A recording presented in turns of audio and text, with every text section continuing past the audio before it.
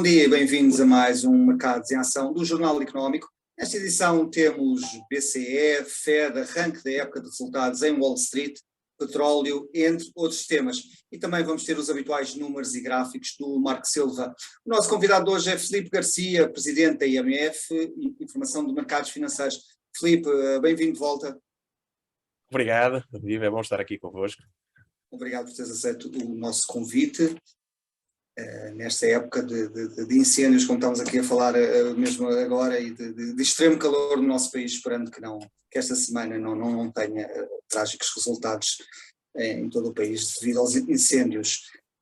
Agora vamos começar aqui a olhar para os mercados e específica zona euro. Vamos começar pela zona euro e houve aqui uma declaração recente do governador do Banco Central da Áustria, que defendeu esta semana uma subida de 125 pontos base nos juros do BCE até setembro, e eu queria perguntar se este ritmo de subida fará sentido nesta altura.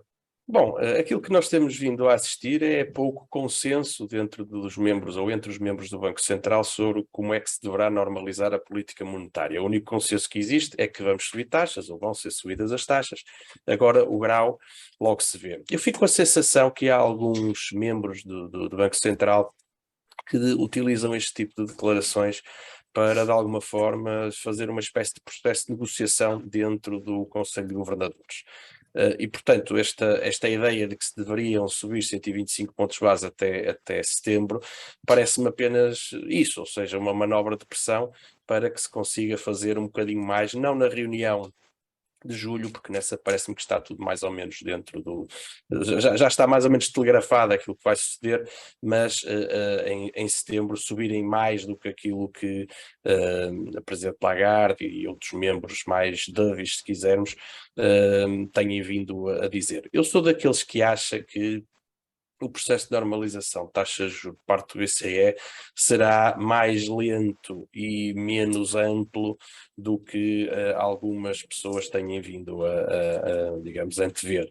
Aliás, o próprio mercado tem-nos dito isso, ou seja, numa primeira fase, os juros, nomeadamente a nível das Euribor, mas sobretudo a nível da curva de Fraser, a curva de taxa, digamos, em que se fixa a taxa de juros a um prazo não muito longo, têm-nos vindo a dizer que houve um primeiro momento em que a expectativa de subida de taxas era de grande dimensão e agora já é menor. Por exemplo, olhando aqui para o FRA 6,12, que é basicamente a taxa a 6 meses, a começar daqui a 6 meses, nós tivemos em meados de junho valores acima de 2%, ou seja, a pensar-se que a Euribor a 6 meses, daqui a 6 meses estaria acima de 2%, e agora está a 1,4%. Ou seja, o mercado está a compreender que é dentro daquele conflito de controlar a inflação, mas não provocar, ou provocar uma recessão, que o BCE estará mais preocupado com a atividade do que com a inflação, um bocadinho ao contrário daquilo que acontece nos Estados Unidos, onde a Fed tem dado mais a entender que privilegia o combate à inflação e que se houver uma recessão, pois bem será um dano colateral que depois logo se tratará. Portanto, em resumo, acho que vamos ter subido as taxas, mas não tanto como se estava a prever até há algum tempo. Existe também aqui uma diferença significativa, é que os Estados Unidos não estão paredes meias com uma guerra e nós estamos, e uma das economias que está ou vai ser bastante mais afetada é a Alemanha, que basicamente é o motor da economia europeia. Mas achas que, tendo em conta tudo o que está em jogo e que é uma situação muito complicada de prever, como nós falávamos em off, estamos numa situação muito delicada para fazer previsões, mas há algo que eu acho que é fundamental e que ainda não temos resolvido, que é o tema dos juros das dívidas soberanas. O sistema que deveria ter sido implementado, segundo a minha opinião, já há muito tempo, porque nós já sabíamos que íamos calhar aqui, não é? Ainda não está perfeitamente definido. Achas que haverá aqui consenso para criarmos um mecanismo que o mercado acredite que será suficiente para impedir que as taxas de juros subam? Porque eu acho que será fundamental, até porque nós vamos entrar num período, provavelmente, de mais dívida a ser criada, não?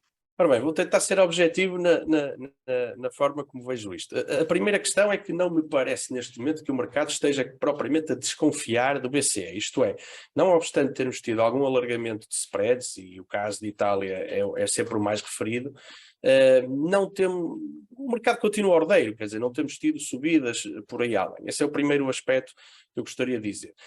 Depois, sim, claro que temos aqui um problema, mas que é um problema de design.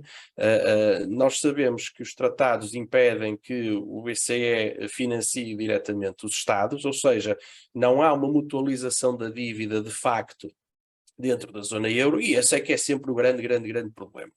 Aquilo que se tem vindo a tentar fazer é encontrar expedientes que permitam contornar essa limitação dos tratados e, de alguma forma, ajudar a que os spreads não alarguem. Aliás, a famosa ferramenta anti-fragmentação que foi anunciada recentemente, mas, em rigor, o que foi anunciado foi o nome, não foi anunciado propriamente o mecanismo, mostra bem que o BCE tem sempre vontade, tem sempre, ou está consciente da importância de dizer ao mercado que cá estará para limar alguma aresta de algo que não esteja a correr bem no mercado. Mas até aí vemos pouco consenso.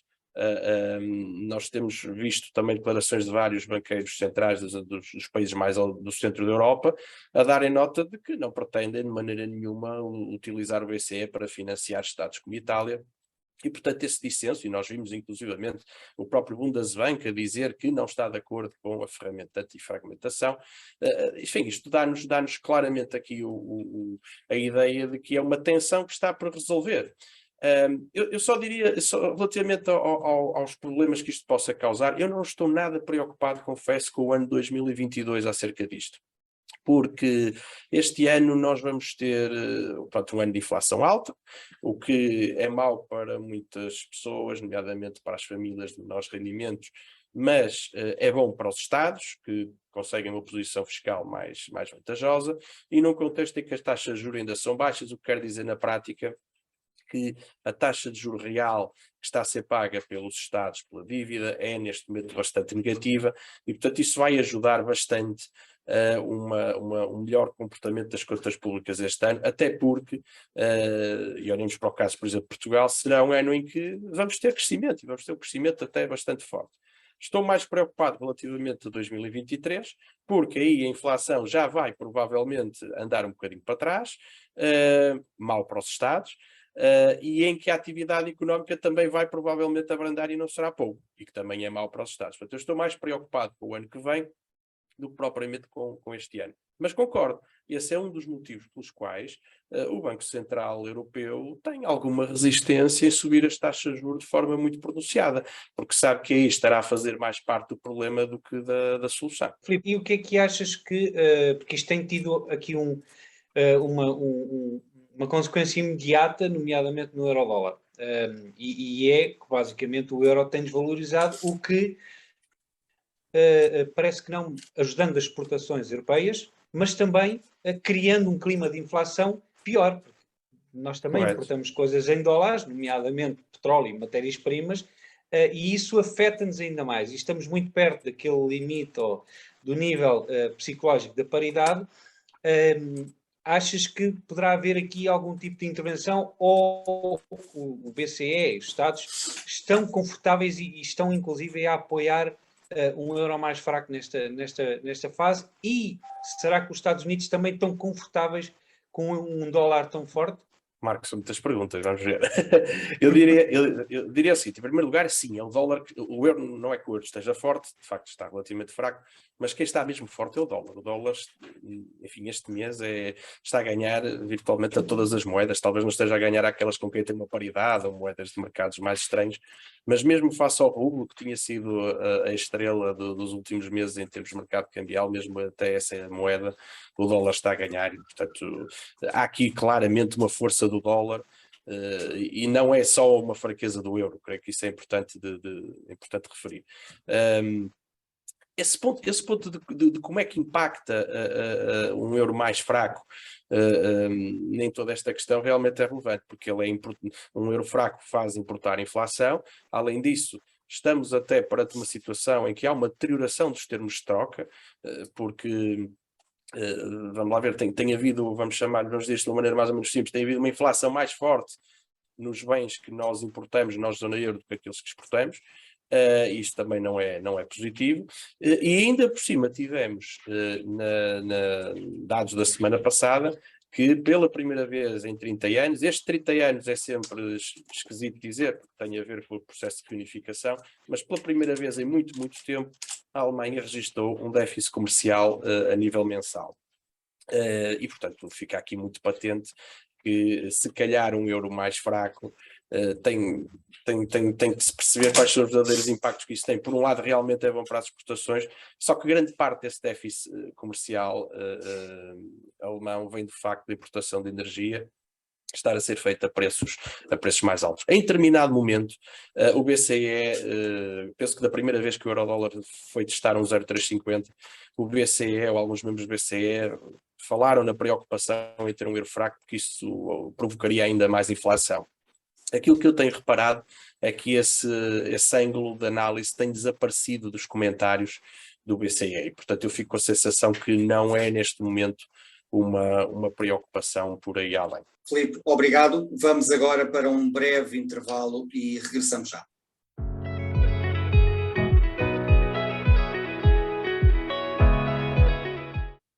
Bem-vindos de volta ao Mercados em Ação. Vamos começar a segunda parte com os gráficos da semana com o Marco Silva, onde vai estar em destaque o S&P 500, o Nasdaq, o euro-dólar e também a cotação do barril de petróleo Brent. Marco. Obrigado, André. Com efeito, estamos numa altura de decisões, mas com bastante indecisão no mercado. Estamos aqui numa situação quase a meio caminho de um trajeto, mas onde existe bastante ruído sobre a possibilidade de não fazermos o trajeto todo. E a semana passada, como nós pudemos verificar, tivemos aqui um comportamento bastante interessante e positivo do setor acionista, nomeadamente das tecnológicas. As tecnológicas tiveram de novo a potência por parte dos investidores que decidiram colocar mais risco em cima dos seus portfólios. Portanto, houve aqui a rotação de capital, alguma correção de rotação de capital, ao invés do que tinha acontecido há umas semanas. Podemos ver que o setor energético aqui esteve negativo, o Brent não teve um comportamento muito positivo e, portanto, o setor ressentiu-se, mas de resto foi um verde claro nas tecnológicas, com exceção do setor dos semicondutores. Este setor é muito relevante e costuma-se dizer que um comportamento negativo dos semicondutores não é bom sinal a médio prazo para a economia. Aqui, a nível global, podemos ver que o comportamento das praças financeiras não foi assim tão bom, nomeadamente na Europa, mas também no Brasil. A Vale teve aqui uma desvalorização. E depois, em termos de setores, podemos ver que houve aqui, em termos semanais, aqui alguns ganhos. Curiosamente, o setor dos semicondutores, em termos gerais, teve um comportamento positivo, mas em termos específicos, houve empresas que tiveram mau comportamento como a ASML, e podemos ver aqui o setor de produção ou exploração do ouro, que também teve um comportamento negativo. De resto, os Estados Unidos muito superiores em termos de performance em relação à Europa. Depois, em relação aos gráficos, podemos ver aqui, começar pelo o S&P 500, que nós temos vindo a ver. Portanto, temos aqui claramente o mercado a tentar perceber onde é que vai, nesta linha vermelha, que é a zona intermédia entre o espaço que eu identifico como zonas de evolução, portanto, esta linha superior rosa e a linha inferior rosa, que é onde poderá ir o mercado no caso extremo negativo. E, portanto, das duas, uma ou irá aqui à linha verde, bate e vem para baixo, ou então irá à linha azul e conseguirá quebrar estes máximos de curto prazo. O stocástico está a dar aqui um princípio positivo que pode continuar a subir, mas ainda é muito cedo para se ter essa avaliação.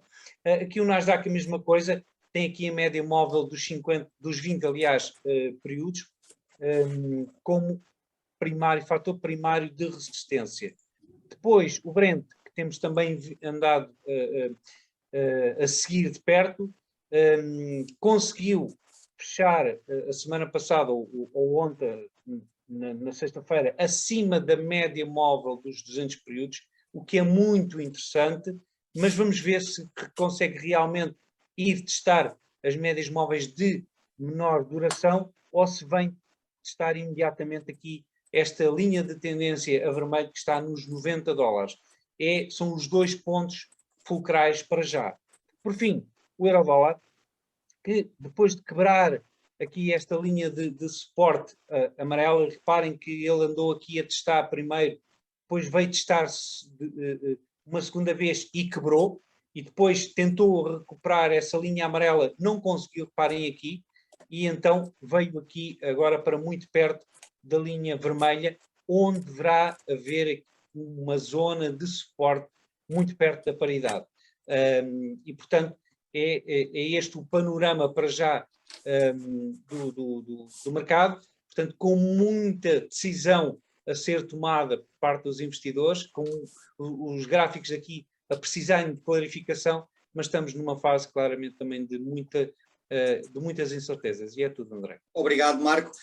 Filipe, olhando aqui um pouco para o petróleo, temos visto nas últimas semanas previsões dispares, também dependendo um pouco do ângulo pelo qual se olha para o petróleo. O JP Morgan previu recentemente que o Brent pode atingir os $380 por barril, uma enormidade, isto num cenário extremo em que a Rússia iria reduzir substancialmente a sua produção diária. Já o Citigroup prevê que pode recuar para $65 se a economia global entrar em recessão, e o Goldman Sachs prevê que irá ficar, ou irá atingir, aliás, os $140, mesmo que haja uma recessão global, porque a procura vai continuar em alta. Como é que podemos navegar aqui no meio de tanta previsão e no meio de tanta incerteza? Como é que analisas? Quase que apetece dizer que alguém vai acertar, não é? Mas diria o seguinte, quer dizer, este mercado, como qualquer mercado, é oferta e procura. De facto, do lado da procura, há cada vez mais receios de uma recessão, e isso traria, digamos, a procura para baixo e, por conseguinte, os preços. E nós podemos nos lembrar daquilo que aconteceu em 2020, em meados de 2020, quando o mundo, devido à Covid-19, percebeu que ia ter uma desaceleração económica forte e tivemos até aquela aberração dos preços negativos, e, portanto, sabemos que há uma grande sensibilidade dos preços do petróleo ao ciclo económico. Do outro lado, temos os aspectos da oferta. Não que a Rússia neste momento esteja a vender menos petróleo, inclusivamente a Rússia, ao contrário do gás, que é mais difícil de transportar, o petróleo, enfim, se não encontrar destino mais ocidente, encontra mais oriente, e portanto por aí não há grande problema. Aquilo que se tem vindo a falar bastante é das necessidades, das manutenções dos poços dos poços e toda a maquinaria envolvida na extração, que a partir de determinado momento poderá ser difícil de acontecer devido às sanções. Ou seja, uma parte muito importante das peças e até dos técnicos envolvidos na manutenção e reparação de tudo o que é a indústria petrolífera russa vinham da Europa, dos Estados Unidos, Canadá, e agora já não vêm. E, portanto, há quem faça um paralelo, embora a situação seja diferente, mas há quem faça um paralelo um pouco com a indústria petrolífera venezuelana, que a partir de determinado momento viu a sua produtividade cair a pique devido precisamente às dificuldades de reparação. E eu creio que é entre essas duas dinâmicas que está neste momento o preço. Eu já referi há algum tempo atrás, arrisquei-me no início do ano quase a dizer que os $140 mais ou menos que foram vistos no Brent tinham sido o máximo do ano, e continuo para já até agarrado a essa ideia, porque penso que naquela altura houve ali de facto até um conjunto de aspectos técnicos e de alguma emoção ligados à transação que fizeram disparar esses preços. Creio que vamos continuar com o petróleo alto, mas para mim não é tão provável que vá para esses níveis estratosféricos que essas casas têm vindo a dizer. Claro, Filipe, estamos sempre sujeitos aos desenvolvimentos da guerra, naturalmente. Até porque há aqui outra condicionante variável, que é a possibilidade de termos um arrefecimento económico, que é quase inevitável, ou eventualmente uma recessão, o que pesa também na procura do petróleo, não é? Não, exatamente isso, ou seja, foi como comecei por enquadrar esta questão, que este é um mercado de oferta e de procura. De facto, do lado da procura, os indicadores vão mais para um preço mais baixo, devido precisamente a esses indicadores que são avançados, é certo, mas alguns já vão sendo coincidentes, que mostram que a economia está a desacelerar, e ainda hoje tivemos do lado da China mais um conjunto de indicadores relativamente a confinamentos e testagens em massa relacionados com a Covid, e como sabemos isso faz diminuir os níveis de atividade, e portanto do lado da oferta, da procura, parece mais provável um arrefecimento do que outra coisa, só não está o petróleo a cair mais, digamos assim, porque há estes constrangimentos do lado da oferta também, porque... Sim. E deixa-me só colocar uma pergunta, uma resposta rápida, se conseguires, que é, achas verosímil aquela ideia do G7 de colocar um cap máximo no preço do petróleo? Achas que se consegue criar um mecanismo para isso? Eu acho que é um bocadinho contraproducente, não é? Eu creio que essa é uma mensagem mais política do que outra coisa qualquer, dando a entender que gostaria que os produtores de petróleo, nomeadamente os da Península Árabe, possam produzir em máximo de capacidade. Eu creio que é mais isso do que outra coisa qualquer. Acho que estar a colocar caps no preço nesta fase não me parece que seja a melhor maneira, francamente. Filipe, obrigado. Vamos agora para outro breve intervalo e regressamos já.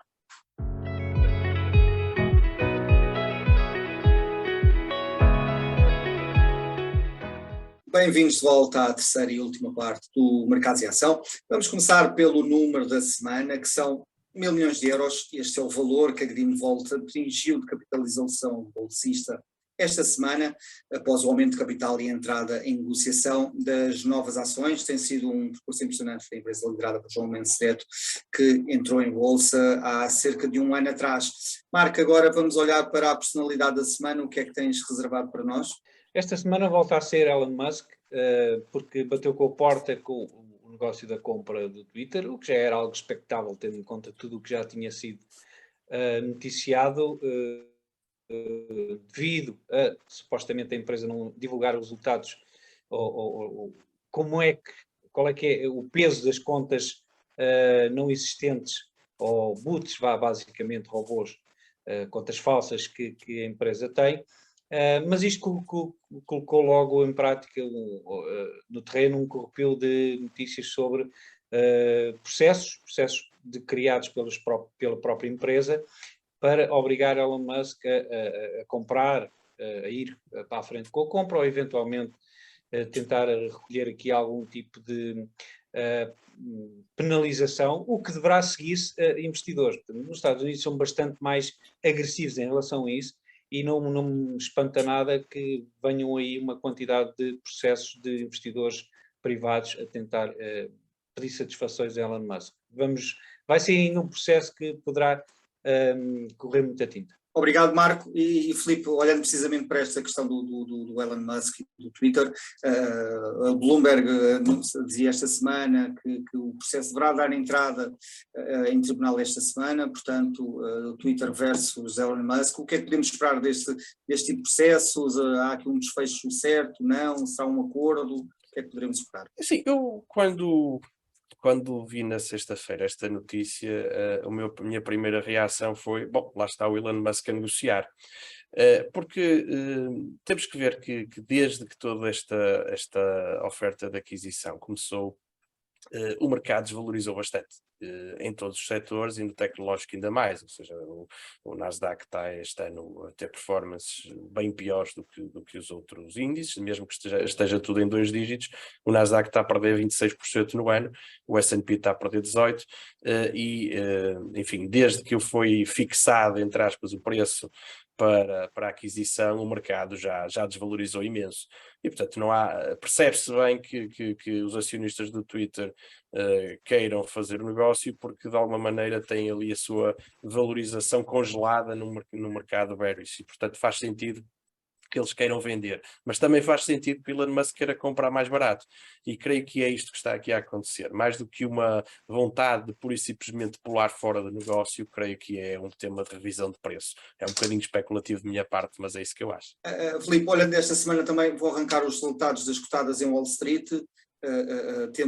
Arrancam com o PepsiCo e também com a Delta Airlines, mas depois seguem-se vários bancos, JP Morgan Chase, Morgan Stanley, Wells Fargo e Citigroup. O setor da banca é sempre acompanhado de perto pelos analistas. O que é que podemos esperar aqui para os primeiros resultados do Wall Street?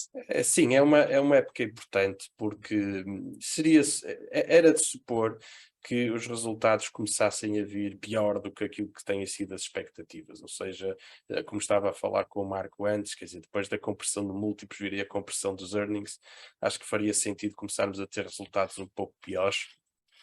Tudo aquilo que está metido nos preços até determinado horizonte temporal parece demasiadamente otimista, tendo em conta os níveis de atividade económica e, sobretudo, o facto das estruturas de custos estarem muito sobrecarregadas com a inflação, e fico com a sensação que tudo o que tem sido previsões de earnings tem olhado demasiadamente para o top line e menos para o bottom line, ou seja, tem olhado muito para a evolução das vendas, que não estão a correr assim tão mal quanto isso, mas há toda uma estrutura de custos que vai retirar, enfim, vai retirar muito dinheiro aos resultados. E, portanto, eu estou à espera de termos finalmente um exercício de olhar para a realidade, digamos assim, e de ver resultados um pouco piores. E é também por isso que me parece que esta correção, esta descida, ou este bear market que temos nas bolsas ainda poderá não ter chegado ao fim, ou seja, faz falta agora esta segunda parte, portanto, uma primeira parte mais relacionada com o sentimento de mercado, com as taxas de juros a subirem e, portanto, digamos, a alterarem as taxas de desconto na avaliação das empresas, e agora, e também já agora, menos dinheiro disponível nos mercados financeiros para fazer subir as cotações. Essa foi a primeira fase deste bear market, que nos levou a perdas na casa dos 20% nos principais índices americanos, e agora provavelmente vamos para a segunda parte, mais relacionada com os resultados, o impacto da inflação, o impacto dos custos de trabalho em alta nos resultados das empresas. Portanto, não estou propriamente pessimista, mas estou muito curioso. Não estou propriamente otimista, mas estou bastante curioso. Filipe, e achas que isso poderá dar aqui agora um novo impulso à fase subsequente, à terceira onda do bear market, ou poderemos ter aqui um verão de consolidação lateral, aqui com algumas variações de 200 pontos, por exemplo, ou 300 pontos no Nasdaq, mas andar por aqui? Eu acho que vamos ter volatilidade. A única coisa que me está a deixar um bocado desconfortável com esta previsão de que vamos ter a continuidade do bear market é que vejo muita gente a falar nisso. E normalmente o mercado gosta de contrariar alguns consensos. Olha, eu arriscaria a dizer que como o mercado tende a tentar prejudicar o máximo número de pessoas possível, aquilo que faria mais sentido nesta fase é que tivéssemos uma recuperação com alguma impulsividade, que levasse muita gente a acreditar que o pior já tinha passado, ou que já tenha passado, entre nessa fase e depois voltemos a cair. Bom, de uma maneira ou outra, o resultado é o mesmo, não é? Portanto, cair mais para baixo. Mas deixa-me, exatamente o que tu referiste, e deixa-me colocar outra pergunta que eu acho que é fundamental. Isso que tu referiste falta aqui ainda aquele pico para pescar, é mesmo assim, pescar o dinheiro mais suscetível aqui à ganância, que isto basicamente é assim que funciona, ganância e medo, mas ainda não sentiste medo no mercado, ainda não houve realmente o medo que costuma-se dizer, é preciso para o fundo. Medo, sim. Sim, tem havido algum medo. Costuma-se dizer que a história não se repete, mas rima, não é? Sim, e de facto faz falta ainda aquele colapso, aquele dia em que toda a gente atira a toalha ao chão, aquele dia em que até aqueles que já estavam à espera de um dia desses para entrar ficam a olhar e a dizer, bom, se calhar é melhor não, porque está mesmo muito feio. Portanto, ainda faz falta esse clímax digamos, de venda, desse clímax dos mercados em que toda a gente está muitíssimo pessimista. De facto, faz falta isso. Agora, nem sempre as coisas são exatamente iguais, não é? E por isso é que às vezes é um bocadinho ingrato fazer este tipo de previsões. O que noto é que há muita gente do chamado smart money à espera dessa queda para ir às compras. Isso noto. Lá está, o que faria algum sentido era realmente testar essas convicções, isto é, levar agora isto para preços um bocadinho mais altos, para depois então aí sim cair.